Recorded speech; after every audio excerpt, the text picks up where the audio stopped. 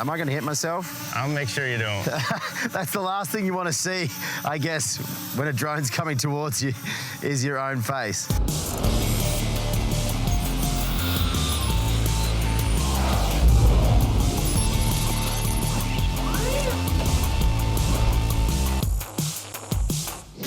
Welcome to Translogic. I'm Jonathan Buckley. Drones are everywhere these days. They're an indisputable part of our lives. From law enforcement to films to burrito delivery, their uses are far and wide. But there's one sector of drone use that's really catching fire. That's FPV drone racing. And that's why we're here in Detroit to check it out.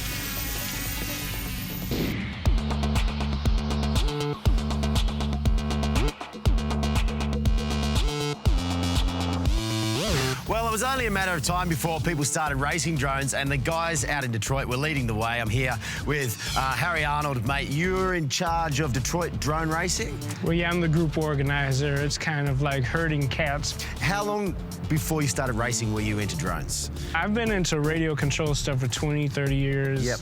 I met a couple of guys that were doing the little ones, and my background in the car racing said, well, let's race them. And now we're at about 450 members for our user group, and the racing is really catching on.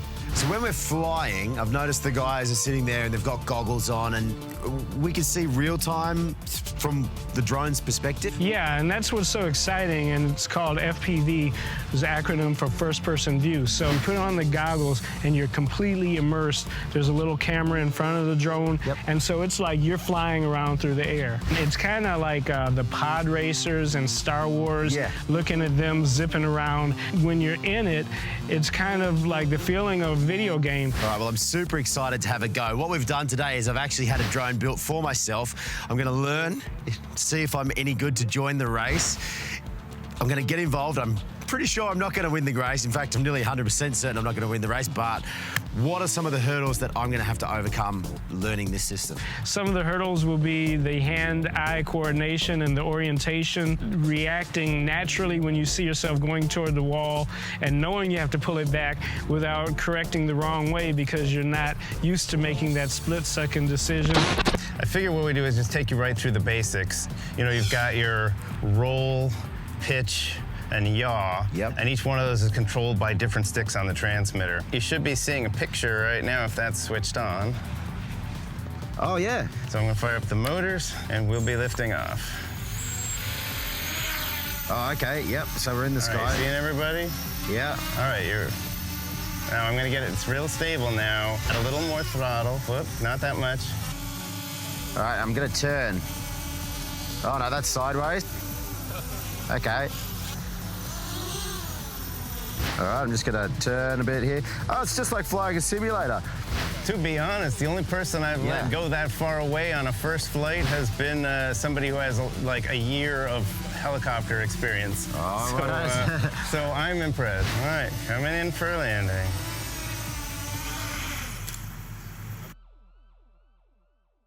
It appears, or it looks like it's an expensive sport to get into. Is that the case? There's an initial buy-in where you have to get your radio controller and the goggles that you wear for the first-person view, and so you might be at around $600 to get all that stuff, but the drone itself is probably maybe $300, and then you add stuff to it like a GoPro or better motors, and then you end up bumping up that price. How fast are these drones, the race drones? 60, 70 miles an hour. Miles an hour? Yeah. How hard is that to control? It's like asking somebody how hard is it to play guitar.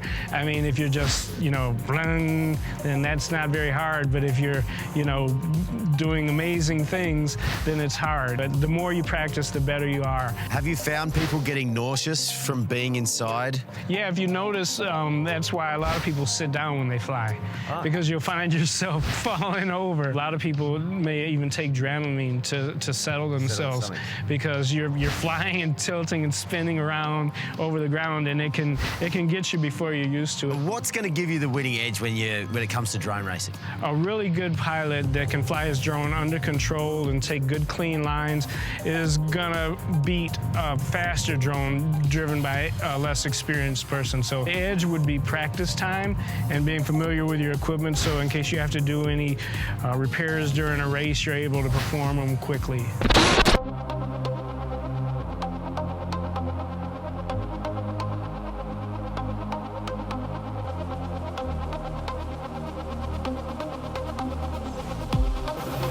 here we go.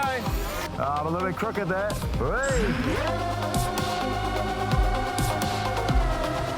I'm through the red bit, I think he just passed me.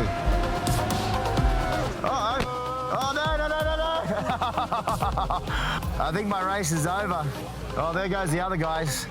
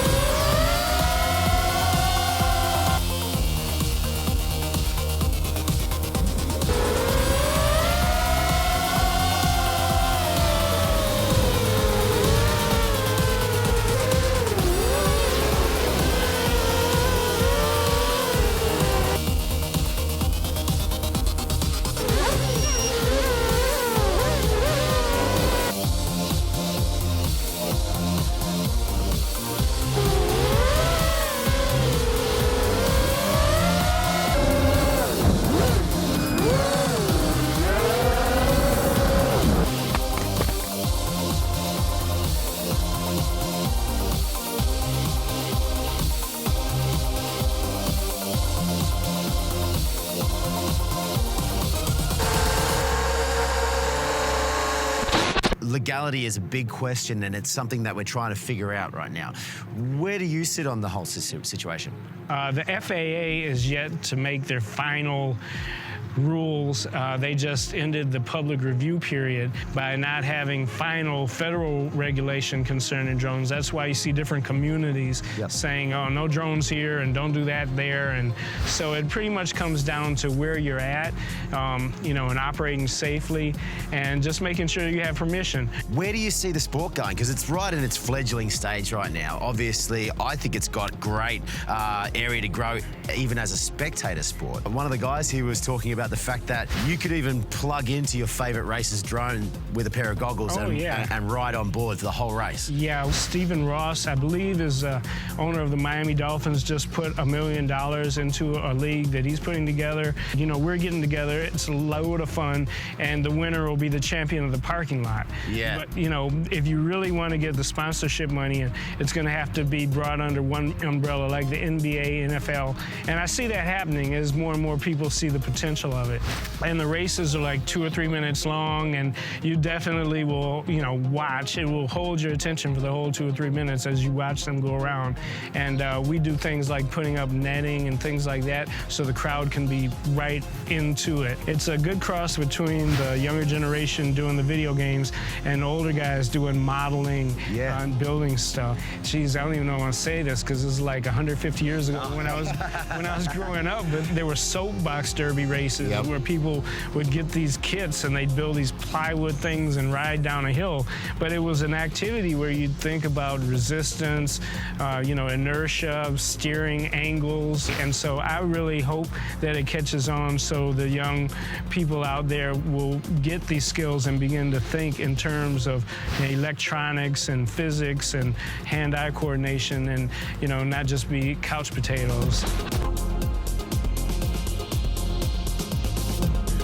We've had such a great time out here today with the guys taking a crash course in FPV drone racing. It's something I can definitely get addicted to, at least once I get my drone up and running again. For Translogic, I'm Jonathan Buckley. We'll catch you next time.